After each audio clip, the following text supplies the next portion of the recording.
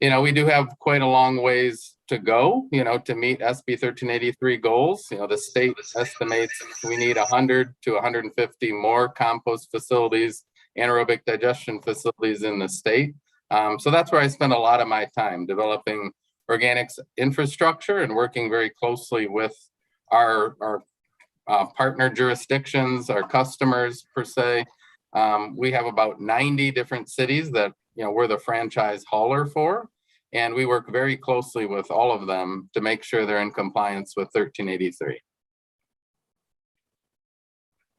Fantastic. Thank you so much, Chris. So next I'll turn to your colleague at Republic Services, Amanda. So Amanda, you're a recycling coordinator based in the San Diego region. Can you tell us a little bit about your experience with implementing SB 1383 in your communities that you work with? Yeah, of course. For Republic Services, and also just as one of the key functions of SB 1383, public education and outreach is really a keystone of the success of the regulation. So that's where my role as a recycling coordinator comes in. Different jurisdictions will have different approaches to this regulation, of course, and they will also have different forms of outreach for it.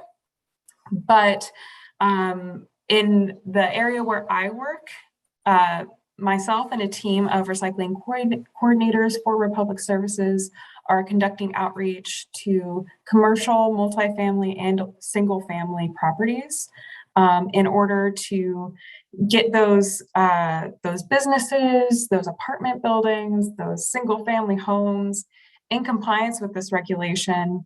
And like Chase said, it's a really ambitious regulation, but the success of it will really come from the education and the patience of understanding that this is asking for a lot of behavior change moving forward. And that's where I come in. I have conversations with people day in and day out. I actually just came back from a series of waste assessments where I was going out and speaking with business owners on it. And so I'm really here to have those discussions with people and field the questions that a lot of people have regarding it. Great. Thank you so much for that. And thanks, Chris and Amanda, for starting us out there. I'll turn it back over to Bob for his next question to Chase. Hi, Chase. In your coverage of 1383 implementation, what was your general impression of the scale of the problem we're trying to solve with these new recycling laws? And what's your feeling about us from what you saw about us being up to this in California? So the scale is massive, I think is the best way to describe it at the outset. And where we are now is we're behind. The idea is that CalRecycle is estimating that something like 100 new facilities will have to be built. That's not just composting facilities. That's going to take the form of aerobic digesters and other types of equipment that go into this to reduce food waste. And they're looking at something like handling 20 million tons of organic waste annually that would otherwise end up in landfills. The idea for this legislation, which was passed years ago, was to cut down by about half, and then again by 75% by 2025, how much of this organic waste ends up in landfills. According to CalRecycle, we're behind there. We're even behind on the cutting down by half level. So it's not something that we cannot do. It doesn't mean it's impossible. And now that this is the law of the land, CalRecycle is really working a lot more directly with a lot of jurisdictions throughout the state, of which there are 450 waste jurisdictions to basically get them on track. And last year, there was also a law that got passed that gives those jurisdictions, cities, counties, what have you, a little bit of leeway if they ask for it and need it, because of this, largely because of the coronavirus pandemic, to work with CalRecycle to get their programs in order. I mean, the good news is that it's not like we're totally starting from scratch. A lot of these jurisdictions, about 300 of them, already have commercial programs to reroute organic waste for businesses and restaurants. There's yard waste bins that a lot of people are already familiar with throughout the state. It's largely that residential green bins and the kind of the waste stream from curbside to a compost facility like the one in Vernalis that needs to be built out a lot more. I mean, the flip side of that is that this also costs money. Cal Recycle doesn't really know exactly how much this is going to cost. The estimates run into the tens of billions, depending on who you ask. The original law, 1383, didn't have a funding stream in there, but the state legislature has been setting aside money, more than $100 million during the last legislative session, in the form of grants for infrastructure and things of that nature. So it's not like it's something that you can just flip a switch and do. We have till 2025 to try to meet some of the most ambitious goals outlined in the law. We'll see if that happens. And the state is really committed to working directly with a lot of these waste jurisdictions to make this possible. We are behind, but it's not so far behind that we can't make up the ground. Okay, thanks. And we'll come back to that, I'm sure, Dave. Yes, no, definitely. And it already seems that we're getting lots of great questions in the Q&A. Again, reminder for folks that I'm more than happy to take your questions and answers for this session with our panelists today. So feel free to use the Q&A function on your Zoom screen here. So we're going to go next now back to Chris and Amanda. So again, Chris and Amanda, thanks again for being able to join us and have two very different parts of Republic Services to speak about. So Chase just spent some time discussing how transformational these new recycling laws are. And Chris and Amanda, you at Republic Services are on the front lines of making this transformation happen, particularly on the side of educating consumers like us in our individual capacities, but also businesses and big organizations. Can each of you, and we'll start with Chris, can you talk about how each of your jobs and your perspectives there tackles this tough problem of education? Yeah, David, first I'm just going to tack on one thing that Chase had said, to put it in perspective for everyone, because we both mentioned how many facilities are needed, the magnitude of, how much capacity for organics recycling we need in the state. We currently compost approximately 6 million tons a year in the entire state of California. You've heard now Chase and I say we need 100 to 150 more, so we need, a level of 3 times as many facilities as we have now. Just to put it in perspective, that always helps people understand the magnitude of the challenge ahead, but the goals that they're trying to achieve. And that's a lot of organic waste that they're pulling out of the landfill, massive, massive amounts. So I always like to point that out. So, as far as education, the one thing, because I've seen 4 or 5 questions on this topic already that I want to make sure to get across to everyone, is SB 1383 is a state requirement on every jurisdiction in the state of California. It's not a requirement on, specific hauler or any specific company. It is actually a requirement on every jurisdiction. And then it's the jurisdiction's responsibility to enforce SB 1383 on, residents and businesses within that jurisdiction. So I always want to make sure everyone understands that, because I get a lot of questions, about why Republic hasn't done X, Y, Z, or another waste hauler.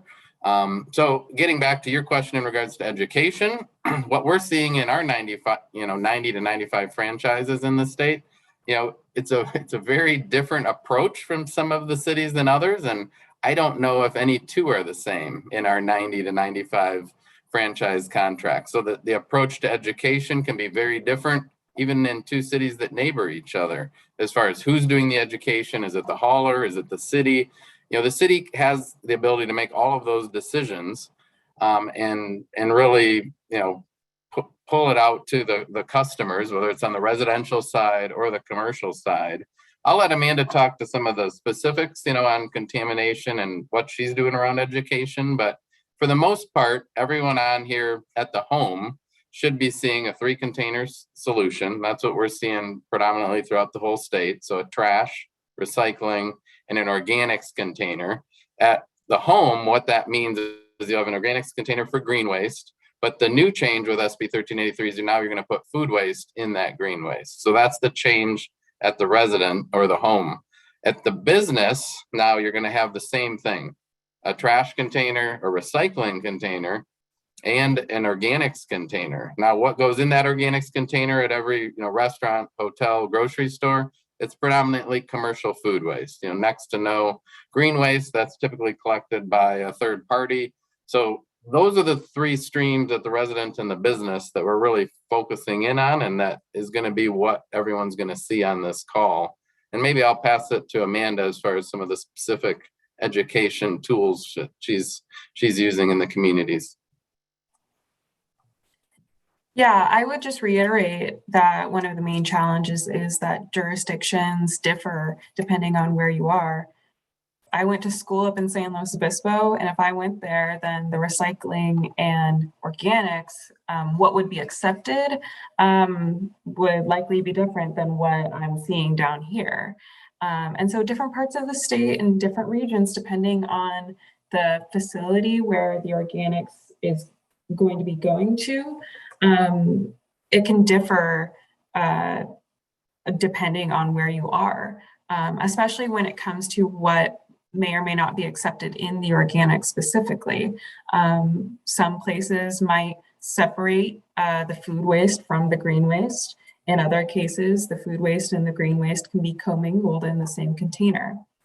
That's why when I go out and do waste assessments, if I'm speaking with a business owner who maybe owns a business in one area that I'm working in, but lives in the city over, then I have to be clear, these are recommendations and what can be put in your bin here for your business. But for example, right next to where I work in Carlsbad is Vista. And in Vista, it's a different waste hauler for those residents. And it is a different approach to the organics recycling and the facility that it's going to. So I always encourage people, if they don't fall under the jurisdiction that I am helping with as part of my job at Republic Services, then I encourage them to reach out to their city, look on their city website, look at their hauler, who is picking up their waste. And if you are curious, the information is out there. And there are a lot more roles like mine as a recycling coordinator or an outreach coordinator who it's their responsibility to go out and help educate and share that information.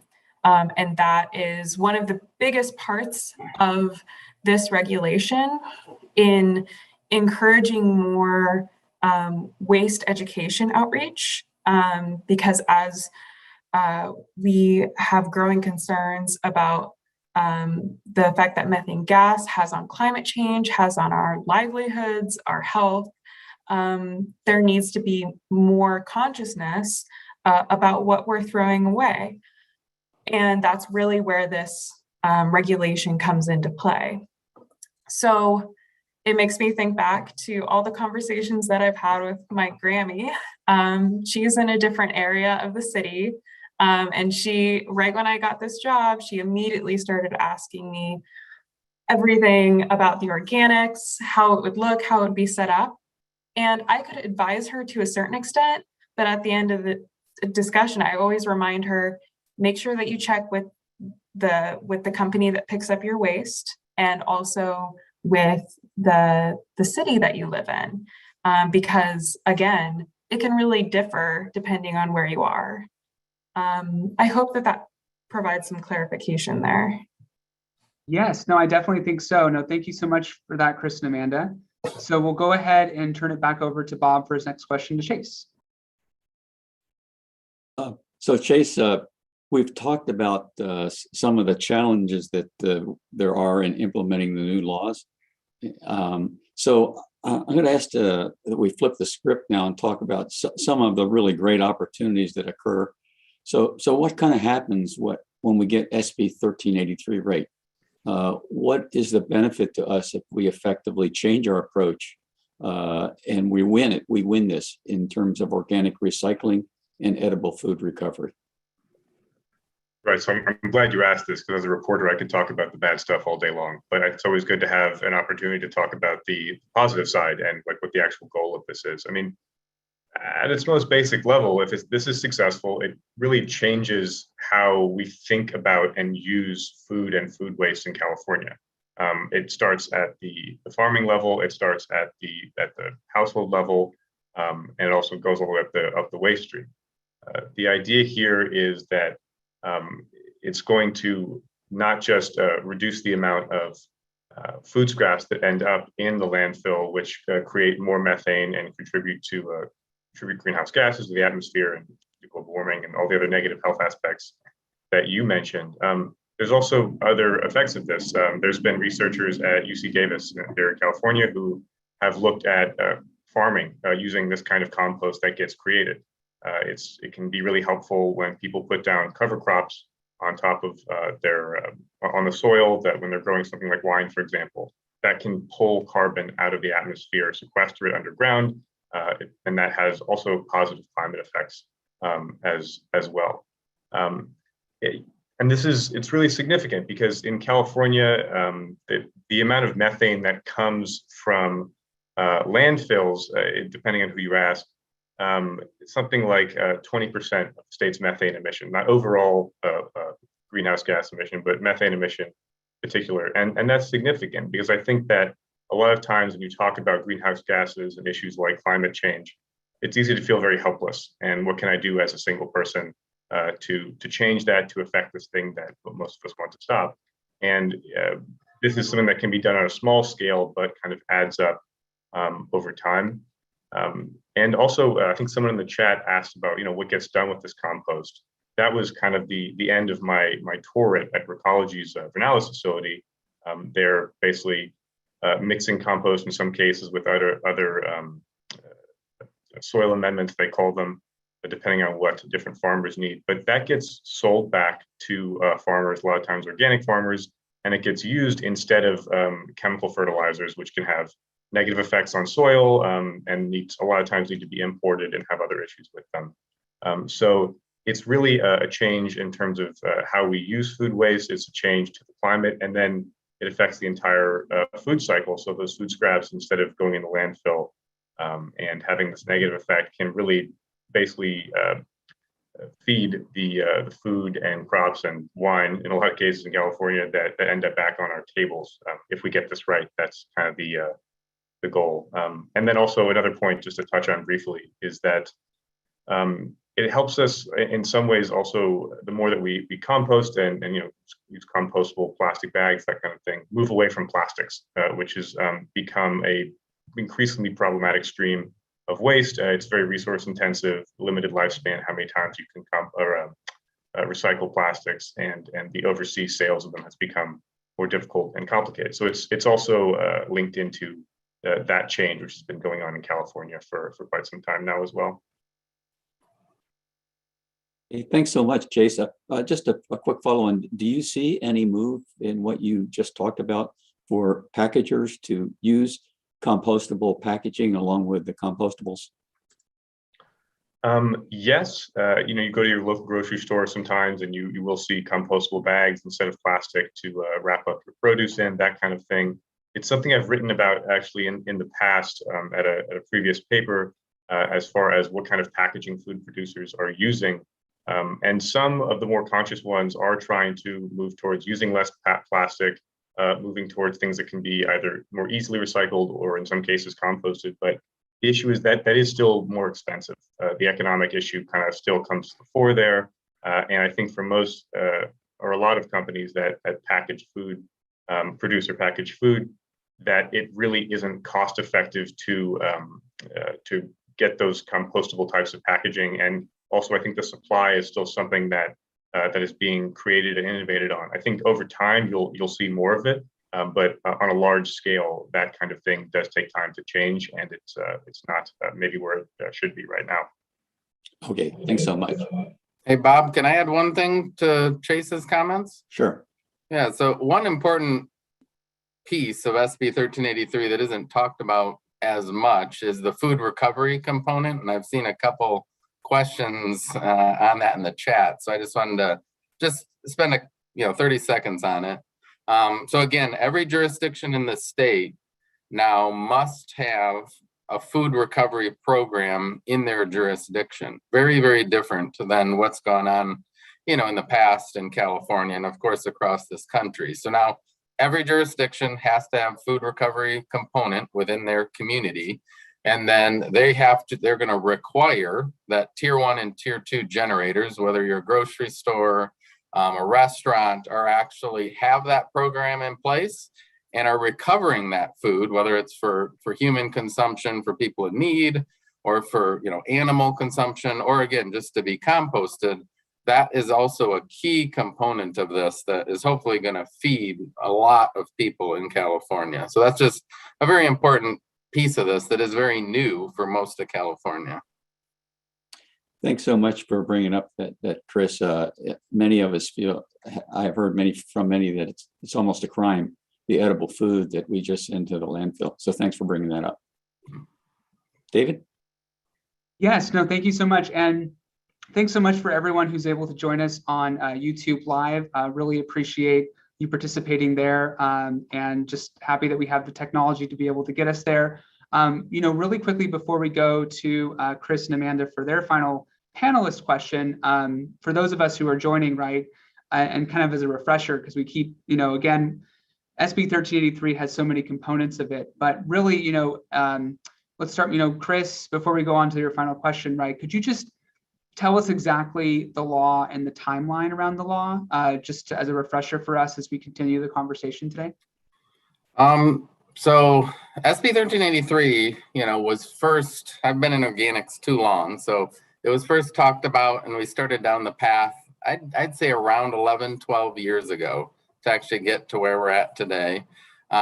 2016, the law was adopted. You just still didn't hear a lot about this, which is too bad because we had time, to prepare, and there was a lot of time to think about this and come up with solutions. January 1st of this year is actually when SB 1383 went into effect. So it is now a law in the state of California that is going to start with state enforcement. Jurisdictional enforcement starts January 1st of 2024. And what is the difference between jurisdictional enforcement and the other alternative there? Yeah, no, good question. So again, I mentioned earlier, SB 1383 is a state law on every jurisdiction, within the state of California. So the state is enforcing on these jurisdictions to have all these different programs and implement diversion, and food recovery programs as an example. They can start enforcement today. They could start it as of 46 days ago, approximately. On January 1st, 2024, each jurisdiction, whether you're in San Diego or LA, that's when they have to start enforcing on the residents and the commercial businesses within their community. And it's very, very laid out, which is very different for organics. In the state of California, there's specific penalties and fines that are written into the law that must be taken into effect and implemented by each and every jurisdiction. Each jurisdiction also has to adopt an ordinance. Most of those are getting adopted throughout this year. That ordinance requires every resident and business to follow the regulation and participate. And then that's what enables penalties should we need them in the future.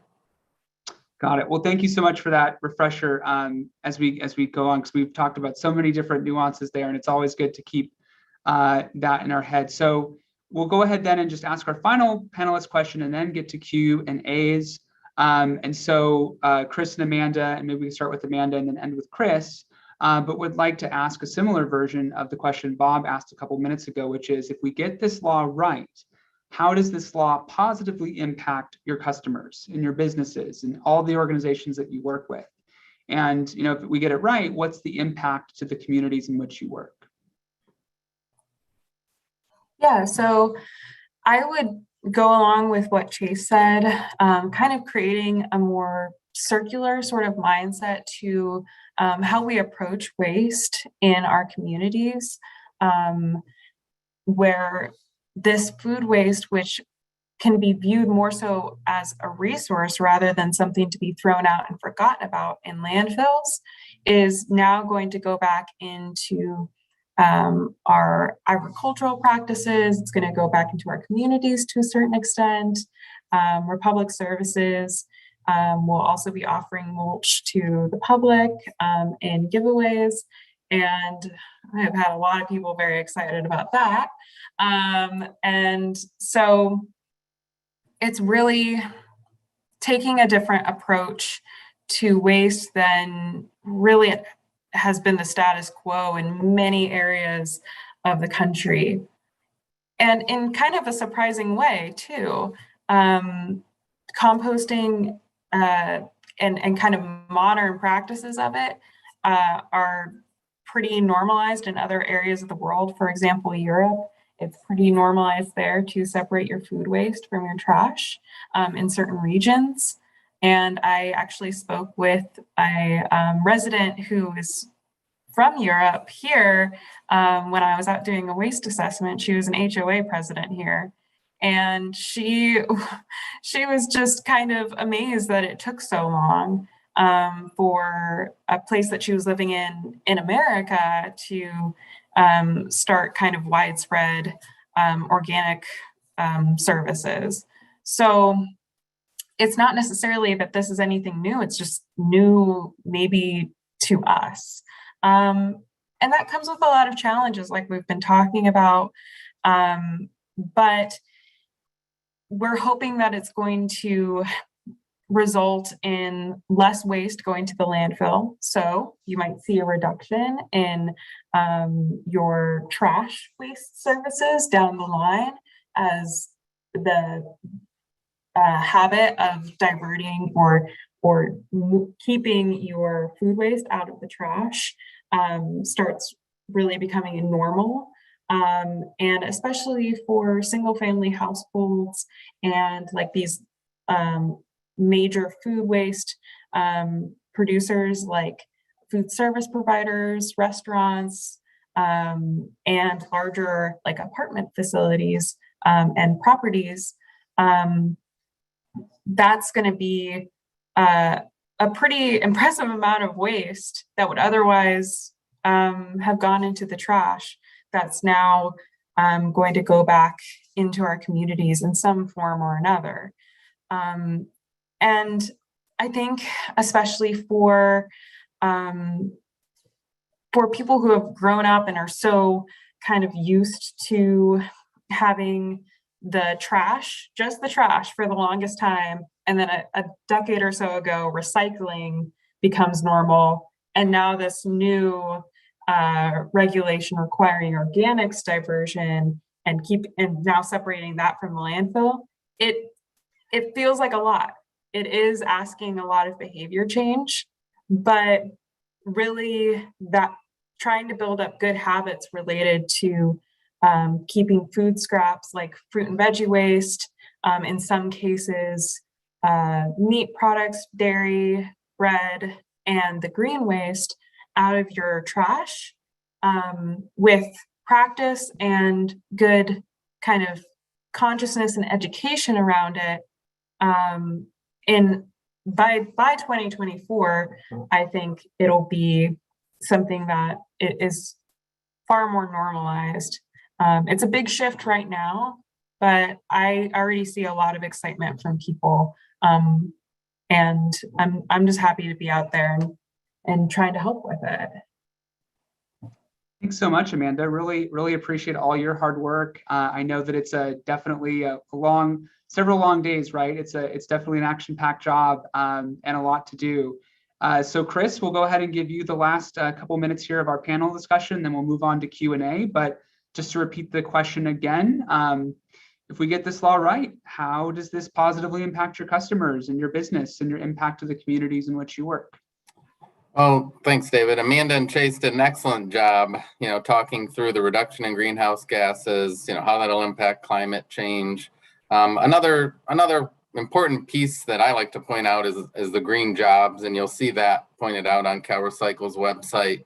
Significant amount of green jobs. Our average compost site's 8 to 12 employees, and when you start multiplying that out, you need 100, 150 more compost facilities. And that's just the compost facility. Amanda's a recycling coordinator. Of course, there's a lot of green jobs that this bill is going to create.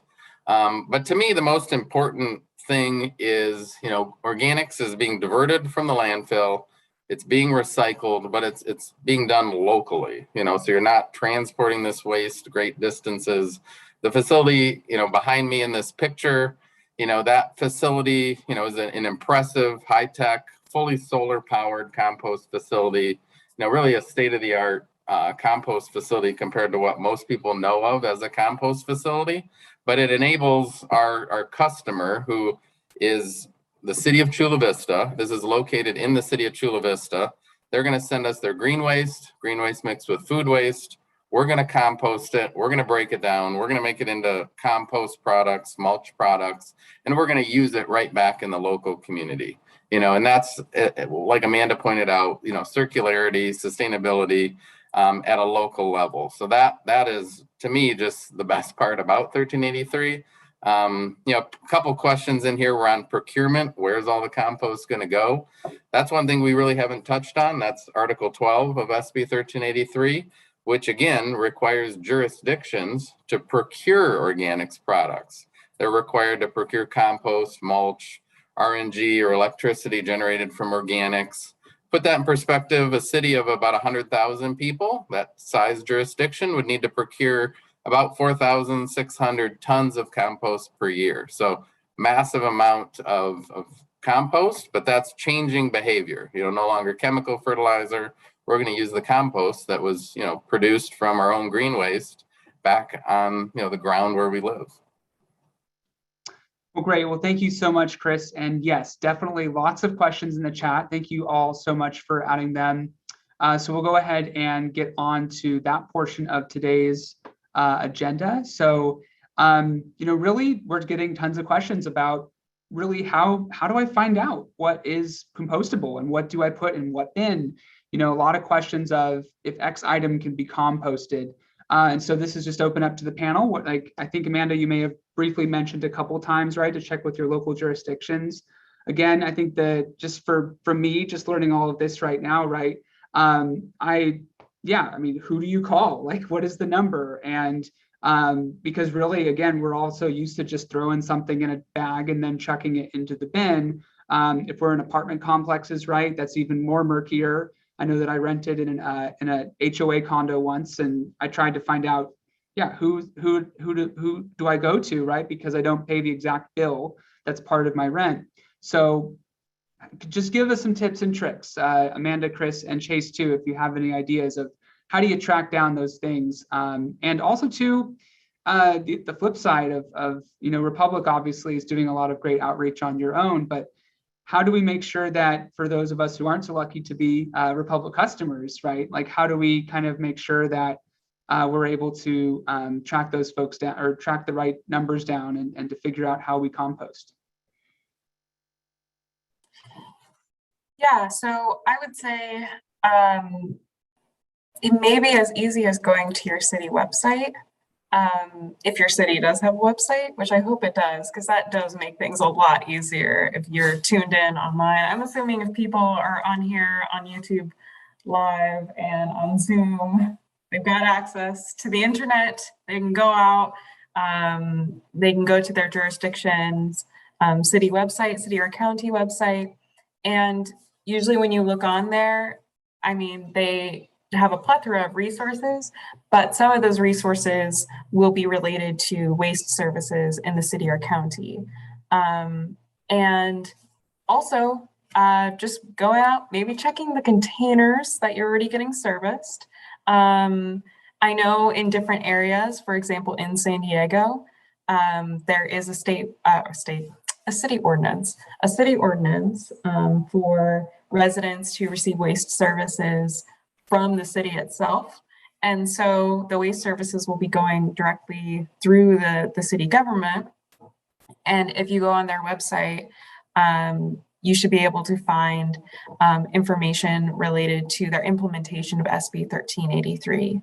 I know that when I was actually looking for jobs out of college, they were hiring for recycling coordinator positions and positions just like mine. And that's another really positive impact of SB 1383. Like Chris said, encouraging more green jobs. I will note though, like Chris said, the rollout of this has been challenging and slow. It's been really difficult, especially when this regulation is being implemented in the midst of the COVID-19 pandemic. And so I would say with concerns related to compliance and really understanding the organics, looking at your specific jurisdiction, finding resources on available websites. If they don't have a website, you might have to go into the jurisdiction offices. But as jurisdictions are reaching that 2024 compliance, it's going to take a little bit of time to get everything up and running.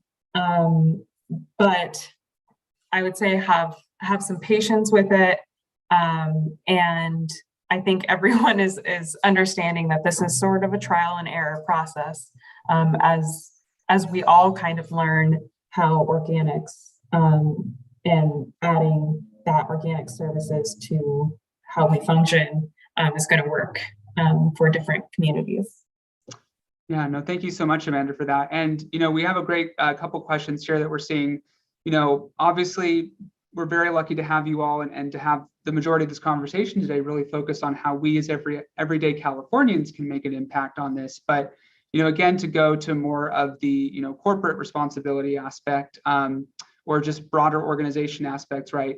What is being done about manufacturers of packaging products to only go to compostable products? I don't know if anyone on the panel might be able to speak more on, thinking about how, is there anything in our Amazon boxes that we get that we can throw in compost, or anything else we buy at the store, for example? I noticed that the store I'm at, they switched over to the compostable plastic produce bags, which I love, not having to use the plastic anymore.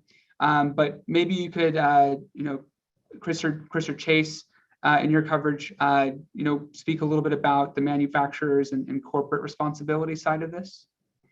Yeah, I can talk a little bit and then Chase can follow up. It's a huge challenge at our compost facilities because Amanda pointed it out. A compost facility they aren't all the same. The one behind me is a high-tech positive aeration compost facility with covers and it's solar powered. The material is only there 60 days. So it needs to break down very quickly, which limits what compostable BPI approved products can actually break down in that system. Because if they don't break down fast enough, they unfortunately end up in the landfill. Windrow compost site material might be there 6 months. Very, very different type technologies. That can handle different types of compostable products. The two resources I'd point you to is BPI, certified products, which uses an ASTM standard to actually demonstrate in a lab that a product is truly compostable. The other one would be the Composters Manufacturers Alliance, and that's where, say, a manufacturer makes paper or compostable plates, actually sends in samples. They actually run it through a compost facility, different types of compost facilities, and then they have a list, and you can go to the website, click on it, based on the type of compost that you're going to, and it'll show you what products would actually be compostable in that specific compost facility. And just to add briefly to that, I think as far as packaging of foods kind of in the supermarket, that kind of thing, I think that presents a real challenge. The technology is still evolving because I think things like plastic, are really good at essentially sealing in freshness and being airtight. And they're really cheap to produce and use. I think you do see some, positive progress being made for to-go packaging, for example, for things like forks and knives and containers that some restaurants give out, particularly when things have moved to a lot more to go during the pandemic that are compostable. Again, it's hard to say exactly which ones are exactly how compostable, but I think Chris provides some great resources there. Just from what I've seen in my world, in my coverage, I think that's where some progress is definitely being made. But if you're growing something in one part of the country or the world and shipping it across the country or across state lines or even across overseas, it becomes really complicated and difficult to use compostable packaging instead of something else that's more reliable and in a lot of cases cheaper. Thank you so much for that, Chase. And we're getting a couple of questions too about accountability, right? Like it sounds like we have a couple years to do this right. One person just says here, I love this question. What's a number that you could call, or like who could you complain to if your city's dragging its feet, or if your local jurisdiction is dragging its feet? I mean, Chase, again, this is why we're so lucky to have you on, right, with the reporter and journalist accountability lens. But what are you kind of looking for in the next 2 years prior to when the fines will get heavier, it sounds like? But what are the kind of storylines and trends you're looking for, and what could you maybe say to our members of how they can be a part of making sure that local jurisdictions and servicers comply with this law? Yeah, I mean, I think that there's a few parts to that. I think the main thing is, there has been some jurisdictions got a bit of a reprieve to work with Recology starting last year into next year, and to basically get their laws in order and figure out how exactly they're going to meet these goals. But I think for a lot of people have the questions like, where is my green bin? Like where can I get that green bin, the smaller one, moved for my home? And I think just like staying in contact with your city about exactly what they're doing, what the timelines are about that, and reaching out to your local waste hauler. They're here in San Francisco and a lot of the area. Recology is the servicer, and I've been in contact with their educator spokesperson. His name's Robert Reed, and a lot of the work he does is reaching out directly to individual people, producing that kind of information to give them a sense of exactly what can be composted, what the timelines are. I think what you can kind of expect going forward, that the storylines that I'm thinking about are because what I've seen, it's not so much that jurisdictions don't want to do this or they're recalcitrant in some way and they're saying we refuse. It's more that they're not sure exactly how to do it. And I think that's going to be interesting since, as we've touched on, it's not this one size fits all approach for every single jurisdiction, city or town in the state. I think, I spoke to one jurisdiction for this story, and they were talking about the procurement side of things and how they needed to figure out, okay, we need to procure this compost, but we want to do that and we have the money to do it. We don't really know where to put it. And we need to change physically what some of our city land looks like in order to do that. So I think a lot of SB 1383 is very detailed, but some of it remains high level for like smaller cities and towns. So I think looking at how exactly that works out on the very local level will be really interesting. And I think you're going to see a lot of innovation there. I think you're going to see cities and jurisdictions solve these problems in ways that weren't intended, but that are maybe pretty ingenious going forward. Thank you so much for that, Chase. And I think we have one last question here. Really like this one. So what kind of relief is being contemplated for low income or fixed income residents who might see their taxes and trash pickup fees increase to help implement the law, or for people who have their rents increased as apartment owners or HOAs might pass on increased costs?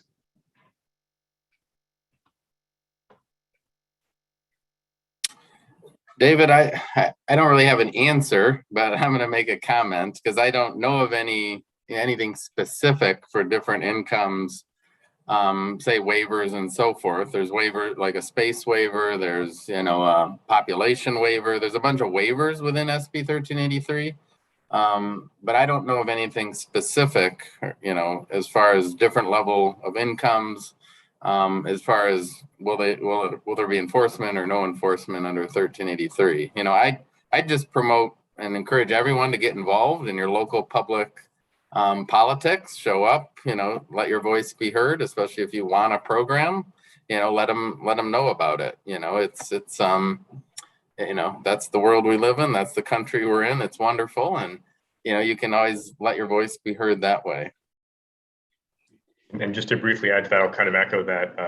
I haven't heard of any relief with the jurisdictions that I spoke to specifically. A lot of the jurisdictions that don't have this expanded out yet, but are building it out and have kind of their timelines in place, their rates are going to go up for for residences and for apartment buildings. And I think, for congregate living apartment type buildings, I would assume that, that would get passed on to folks who live there, to the consumer. I think that's also something that if you do rent or you are part of an HOA, I think you want to contact that organization to get understanding of exactly how much that's going to affect you, and if there's a way to allay some of those costs. I love ending on really hard questions like that, because it definitely gets us at AARP, right, thinking of how we can cover that and make sure that those needs are met. So thank you so much for that. And really, as we come in the last couple minutes here, I wanted to just put out a very quick poll, if it will let me, but I'll launch that here and hopefully folks can see it on their screen. So thank you all again for being able to join us. We really appreciate the time that you've taken today. And thanks again so much to our panelists for being able to join us and to speak about implementing this law. And thanks for everyone who provided questions. I think we'll take a look at those and see if we can't follow up with you in some way, or to maybe write a recap on our Climate Chats page, where you can also see other episodes of Climate Chats and future episodes. And that's why we're doing this poll. And thanks so much for everybody who is chiming in to let us know what they'd like to see. And feel free to drop your ideas in the chat as well. But again, thank you all for spending time with us today. Bob, did you have any final comments that you'd like to share with everyone? No, great panel. Thanks so much. I know that they put a couple of helpful links on the side of our chat. We'll try to get those off to folks, along with the link to the YouTube of this, so that people can review it. And just remember your can colors, and hopefully we'll work on this, and this will be a huge success. So thanks so much to all. All right. Well, that concludes our Climate Chats today. Again, thank you for being able to join us today. We really appreciated it, and we will see you next time. Have a great rest of your week. Thank you.